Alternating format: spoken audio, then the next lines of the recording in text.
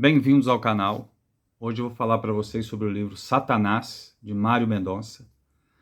É um livro de 2002, inclusive foi o ano que eu me casei. Esse livro foi publicado aqui no Brasil pela editora Planeta em 2009. Tá? É uma coleção literária da editora Planeta. Está esgotado, acho que toda a coleção está esgotada, mas é possível achar a preços bem razoáveis, tá? Nos sebos virtuais, aí na estante virtual. Então, assim, vale a pena. O custo-benefício. São livros esgotados, mas num bom preço, um preço bastante acessível, tá? Bem, esse livro, ele trata de uma história, de 4 histórias separadas. São 4 personagens principais. Uma garota jovem que vive de vender chás e refrescos numa feira. Um padre muito correto, mas passando por vários problemas de fé. Um pintor e um ex-soldado do Vietnã.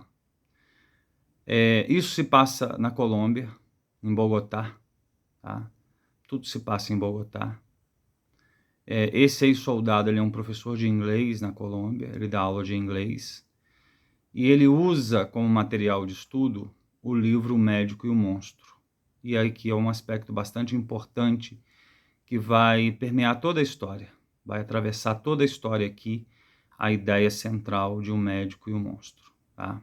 Então, assim, não é à toa que o autor escolhe essa obra, porque todos os personagens, eles têm um lado sombrio, eles estão envolvidos com uma coisa sombria, uma coisa obscura, uma coisa perigosa, uma coisa que foge à racionalidade, algo mais instintivo, algo violento, algo problemático, tá? Remete bastante a essa ideia desses dois lados que o ser humano tem, né? Essas duas possibilidades que o ser humano tem, o lado racional, tranquilo, bondoso também, do sentimento mais bondoso, e o lado mais obscuro, sombrio, violento, descontrolado, irracional, furioso, tá? Descontrolado. Os gregos tinham muito isso. Essas coisas sempre remetem para mim a essa ideia desse lado irracional dos gregos. Eles lidavam muito com isso. Eles sabiam muito disso, né? Tinha um lado muito irracional. A questão que envolvia Apolo e Dionísio, tá? Então, assim, essa sensação, ela permeia a humanidade há muitos anos. E os gregos, que para a gente é um exemplo de racionalidade, de raciocínio, de reflexão, de ponderação, eles lidavam muito com isso. Eles percebiam muito isso. Eles sentiam muito isso. Eles aceitavam isso, inclusive, que havia esses dois lados, essas duas partes. Talvez como uma herança da nossa saída da natureza. Sair da natureza em que sentido? No sentido da reflexão, da consciência, do tornar-se humano, né? Que o tornar-se humano, no tornar-se humano, há uma separação da natureza no sentido de reflexão, de sentimento, de percepção, de raciocínio, de razão. Existe esse lado, os gregos têm muito esse lado da razão, da filosofia, mas existe também o lado emocional, irracional, difícil de controlar, que em alguns momentos se torna descontrolados. E os gregos aceitavam isso, lidavam muito com isso. Lidavam com isso. Não é que promoviam isso, mas lidavam com essa realidade. Então aqui a gente tem isso. E aí volta a questão do médico e o monstro, né? Da obra O Médico e o Monstro, em que o homem se divide entre esse lado racional e sensato e esse lado obscuro, sombrio e descontrolado, furioso, violento. Bem, Então a gente tem isso aqui, a obra ela lida muito com isso todo o tempo, porque a jovem vendedora de chás, que vende chá na feira, ela acaba participando de uma atividade criminosa, ela se entrega a uma atividade criminosa, ela é muito pobre, tem uma vida muito difícil, mas ela teria algumas alternativas, tá? E isso vai ficando claro para a gente dentro da obra, mas ela acaba aderindo a uma dupla criminosa que dopa, é o famoso chá de Cinderela.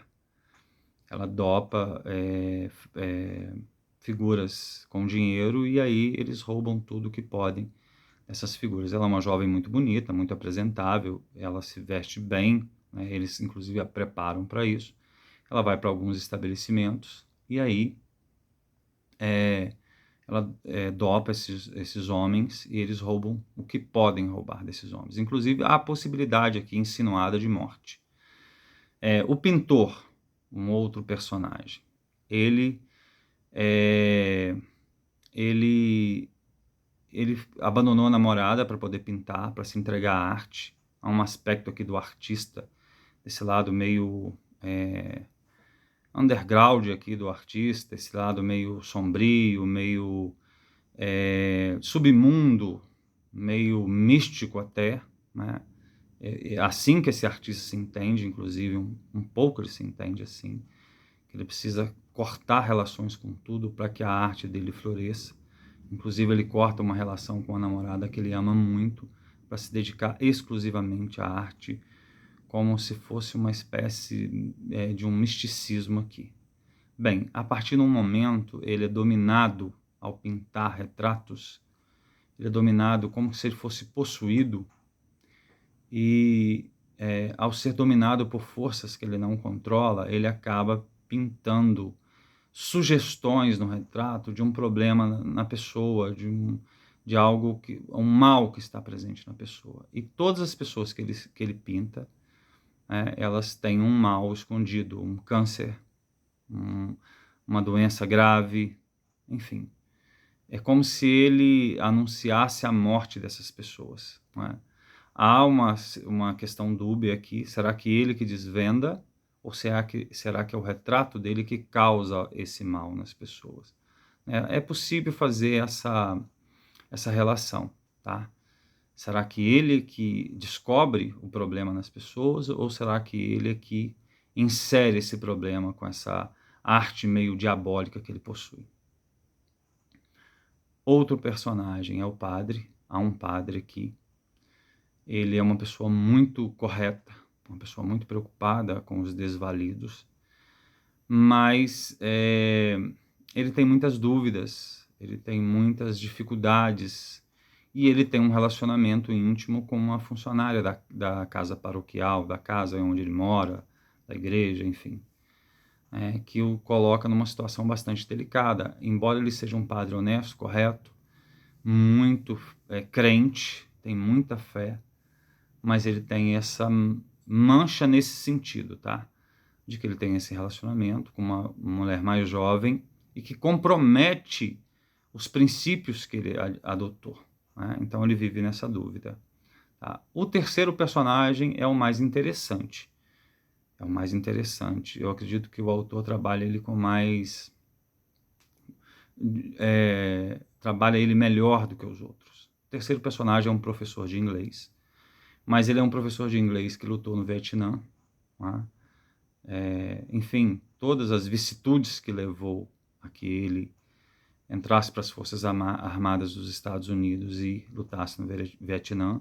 E no Vietnã ele aproveitou para matar muita gente. Ele foi um assassino, assim, muito eficaz e sentiu muito prazer em fazer isso.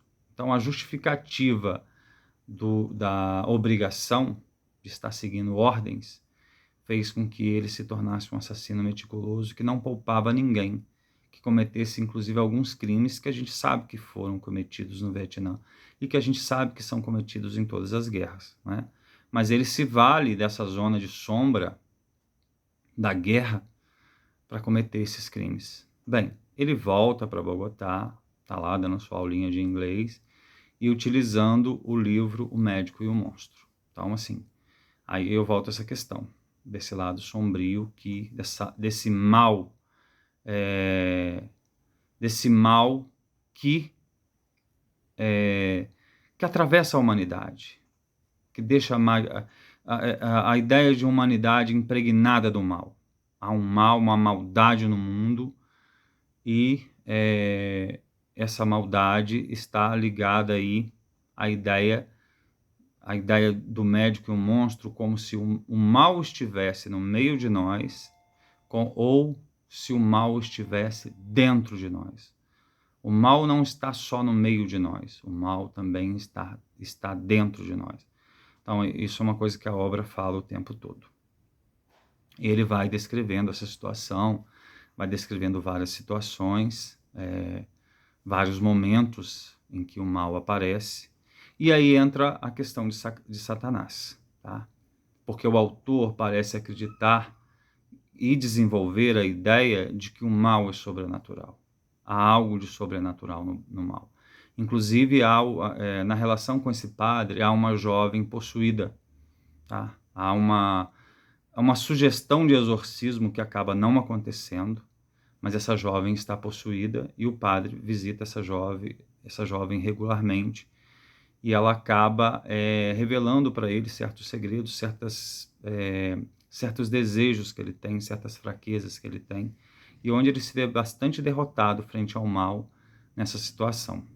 Inclusive, tem um evento logo no início da obra de um crime atroz, um crime extremamente brutal, chocante para a gente, que o assassino se confessa com o padre, procura o padre, diz que vai fazer, o padre não leva muito a sério, e ele acaba cometendo esse mal, esse crime, esse assassinato na família. E o padre, o padre vai visitar esse assassino, e quando ele vai visitar, ele percebe lá na cela, no olhar, no semblante desse assassino, uma presença do mal, que é uma presença um pouco sobrenatural, tá? Bem, e aí vão acontecendo várias coisas, né? Ele vai desenvolvendo isso, são histórias separadas, são 4 histórias separadas. Essas 4 histórias separadas, elas são conectadas, elas vão acabar sendo conectadas, inclusive porque o padre é tio do pintor, e ele ajudou essa jovem que faz parte de uma quadrilha para extorquir, para retirar, né, para furtar senhas, cartões de banco das pessoas que eles drogam em boates e bares, né? Esse padre ajudou essa moça no momento que ela estava órfã, e prometeu mais ajuda, só que ela não quis essa ajuda. E eles estão conectados, estão todos conectados, mas a princípio a gente não percebe essa conexão, ela vai se desenvolvendo aos poucos, ela vai acontecendo aos poucos, e a gente vai percebendo ao ver o passado de alguns personagens, ao ver algumas descrições da vida desses personagens, a gente vai percebendo aos poucos essa relação. E eu acho que o autor faz isso muito bem, tá? Ele acaba fazendo isso muito bem. Nessa parte ele vai muito bem. Eu acho que o ponto fraco do autor, há um ponto fraco do autor, em um momento do livro, num momento da obra, ele parece sugerir que o mal, embora tenha toda essa presença sobrenatural, ele parece sugerir que o mal seja culpa do sistema. Meio assim, aquela panfletagem de DCE de humanas, sabe? Aquela coisa bem infantil, bem imatura, bem assim, bem tosca mesmo, até primitiva. Tá? Se não houvesse a culpa é do machismo, a culpa é do capitalismo, como como se não tivesse mal no mundo desde que o homem está no mundo, né? A gente sabe que todas as sociedades, todos os grupos humanos experimentaram em graus diferentes, em situações diferentes, mas tiveram que lidar com a ideia do mal. Inclusive, todas as religiões têm essa discussão, têm essa questão colocada, de que o mal está presente no meio de nós, e até de que o mal está dentro de nós. Quando ele leva a discussão para esse lado, fica meio bocó, sabe? Sabe, meio bocó, DCE de humanas que está com a mente parada, assim, na década de 50 do século XIX. se não houvesse, se as relações não fossem entre homem e mulher, se fosse só entre mulheres, elas não teriam problemas, sabe? É um pouco de ilusão. Ele se perde um pouco no meio da história ao sugerir isso. Ele não afirma isso, mas ele faz uma sugestão disso aqui. Tá? Eu acho também isso é muito típico de muitos latinos como nós. Achar que a culpa é sempre do outro, a culpa é sempre do sistema, de não reconhecer que a culpa está dentro de nós e que o mal está dentro de nós. Seja ele sobrenatural ou não. Seja ele sobrenatural ou não. Mas apesar dessa derrapada que eu acho, eu não gosto de falar isso de um autor, tá? Mas apesar dessa derrapada, há essa derrapada aqui, ele vai corrigindo o rumo. Eu sinto isso na obra. Ele vai corrigindo e assim, por intuição, a gente vai percebendo que um final vai acontecer de uma determinada maneira. Ele vai direcionando para um final. Situações e o contexto, a presença desses personagens, a gente vai percebendo que vai terminar muito mal essa história. Vai sugerindo, a verdade é essa, vai sugerindo assim um ato final extremamente brutal e violento para encerrar a história. E eu acho que ele encerra bem. Tá? Não que eu aprove o que acontece no momento em que ela acaba, mas eu acho que ele encerra bem a história. A história é bem encerrada. E o que eu vejo que é mais difícil nas histórias é um final bem amarrado, bem feito. E aqui me parece que ele se dá bem nisso. Essa é a minha opinião. Tá? Até porque não há forçação de barra, não há assim aquela invenção, aquele roteiro forçado. Não. Ele acontece naturalmente. E a gente intui ele à medida que a gente vai lendo. A gente vai intuindo, há uma intuição de que haverá um banho de sangue no final da obra, que vai envolver todos os personagens. Não estou dizendo que todos morrem, não é isso. Mas há uma situação extremamente brutal e violenta que vai envolver todos os personagens. E a partir de um momento da obra a gente começa a intuir isso. Tá? Bem, e aí nessa conclusão, há uma sugestão, novamente, do médico e o monstro, porque o professor de inglês, um dos atos finais, ele faz uma discussão sobre o médico e o monstro, desse lado da felicidade, da satisfação, do prazer, e o lado da dor, do sofrimento. Tá? Há uma discussão aqui de justiça social, que eu acho que ela tem validade, mas quando você usa isso para explicar tudo, ela acaba ficando infantil, como eu disse para vocês, um estilo DCE de humanas. Eu não tenho nada contra um jovem adolescente entender a realidade assim, porque ele está começando, ele está num processo de entender. Agora, quando um adulto começa a ver o mundo como uma sala de DCE de humanas, tá?